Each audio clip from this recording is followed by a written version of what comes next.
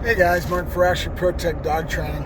Started up the morning this morning working with Draco, and the first thing I did was gave you a video that I'll post it sometime today, tonight, whenever, you'll get it.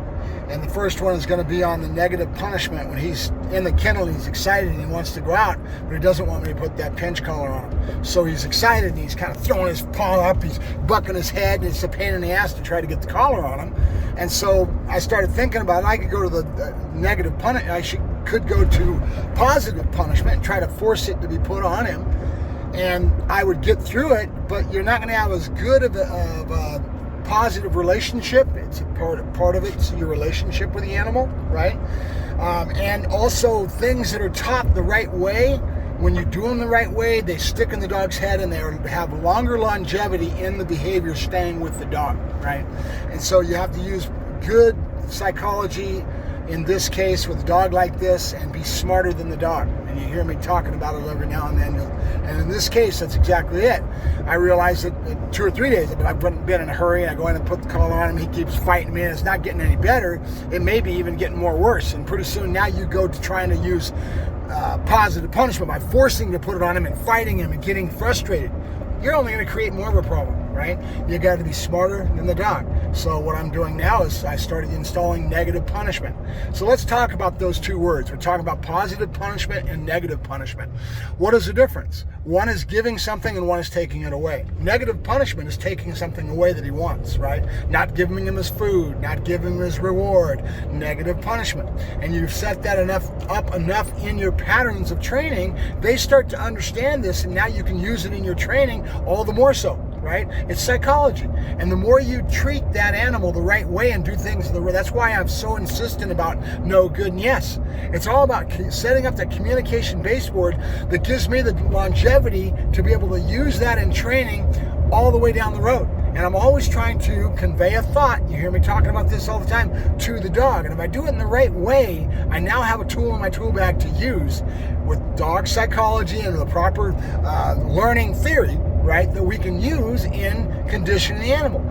When I started this morning, I started it with him in the kennel, and I started just trying to put it on him. He's all frisky and excited because it's colder this morning. He's in a good mood. And I could, again, go back to trying to force him to put it on him. But again, that's only going to bring that out more, and it's not going to correct my overall behavioral problem that I'm facing with him, right? So what I decided to do is, okay, I'll start negative punishment. I'll start to try to put it on him, and as soon as he doesn't comply and starts trying to buck his head and he's getting all frisky, I'll just say nope, and I'll walk away. I'll shut the door, I'll walk away from the kennel, leave him out there another 5 minutes or so, and come back in 5 or 10 minutes and we'll try again. So I did that, and that was what that video was all about. And you guys didn't see the first and the second time. He was a pain in the ass. And then by that third time, he started to comply, and I was able to get the collar on him with a lot less fight. He did a little bit, but it wasn't near what he was doing before that, right? So that being the case, that's where you get smart. Use your head. You know, especially you guys that want to be professional trainers, right? That's negative punishment. I was taking something away. What is positive punishment? It's putting something in. In other words, an aversive, right? That's positive punishment. I'm kicking his butt. I'm giving him a crushing. I'm giving him an aversive. Positive punishment. We're adding something to it, okay? Negative punishment is taking something away, right? So there's the basics of that quadrants in your training when you start talking the quadrants that you're using in training. And I can't think of the word right now, but I had it in my brain. But so that's just it. I just want to have a little yak session. Right now I'm at the park. I'm pulling in with Draco, and we're doing a 2 or 3, 4. I might even do 2, 3, 4 little videos that you get today with me going. And today I don't know if I'm going to do it right now at the park because I can't handle the camera and you. And him at the same time, and I'm in a very positive place with him. So we are going to park in a different spot. They don't want me so close to their door. So in a nutshell, we're out working him. I'm going to go to the park right now. It's going to be a short, sweet session.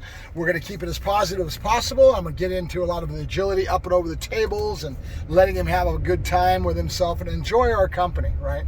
This is about pulling together a very positive relationship with the animal that allows me to have more in the bag when I go to work the animal later on down the way, right? This stuff matters, right? So now we're going to load him up after this, after a short session here, and then we're going to do a tractor supply, and we're going to do it again. And it's all about him with Draco. It's about his excitement levels, where I have to add in aversive, and I have to add in positive punishment, and I have to correct him for certain things. Hopefully he's going to be gassed out a little bit by the time I get the tractor supply, because that's the big one. You know, we're trying to get him to go and greeting into people without getting too excited, downstays with people walking by.